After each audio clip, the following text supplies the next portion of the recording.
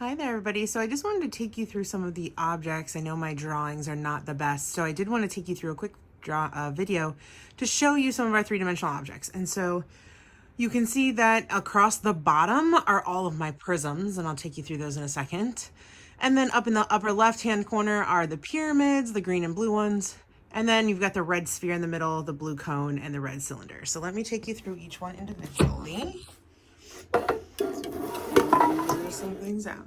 So let's start with your prisms. So here is your triangular prism. So notice one of the things that comes with a prism is that you have rectangular faces on one direction.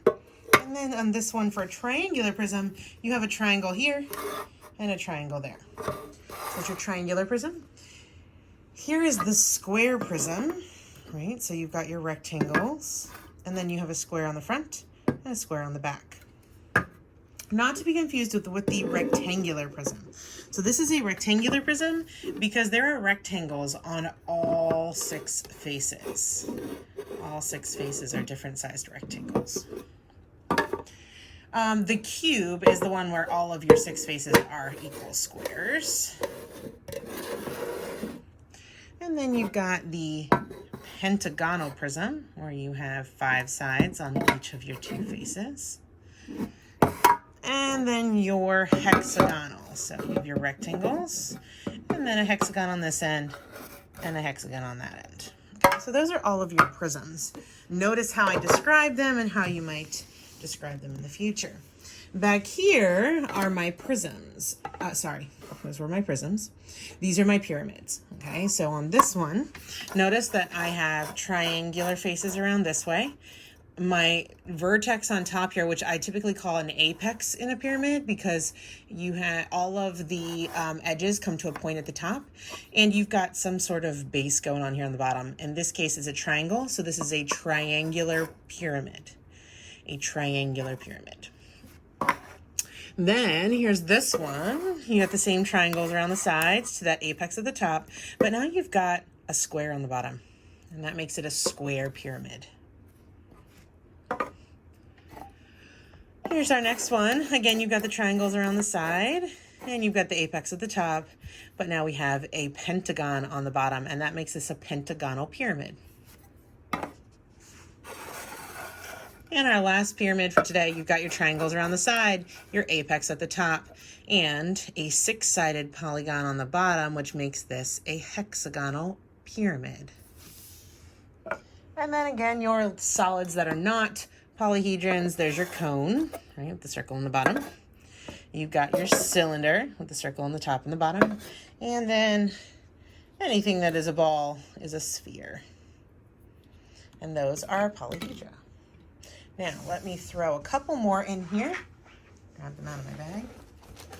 The last ones we want to talk about are our regular polyhedra. Grab them out of my bag. Here is your tetrahedron.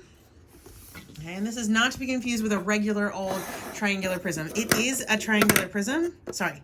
Triangular pyramid. This is technically a triangular pyramid because it's got your triangles around the side, an apex at the top, and a triangle on the bottom. But what makes this one special and makes it a tetrahedron is that those are all the same.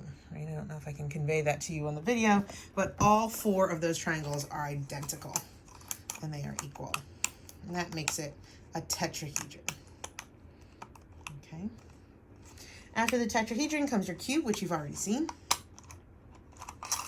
After your cube comes the 8-sided one, which is this one, right? So we often stand it up like this, but you've got 4 triangles across the top, 4 triangles across the bottom. It's kind of like having 2 square pyramids that kind of meet in the middle. After that one is the big guy. So let me zoom out here a second. There's the big one. This is your dodecahedron, right? It's got 12 of these pentagons on it. Right, so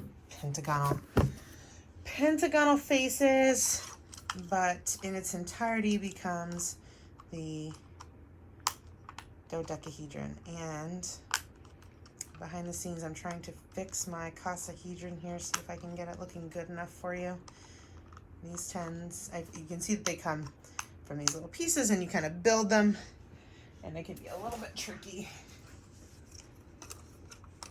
So I'm trying to put this one back together. Give me 1 second. All right, I'm not going to totally close it, but it is pretty much together for you. Here's your icosahedron. It is 20 congruent equilateral triangles that all fit together perfectly. Mine not quite so perfectly, but you get the idea.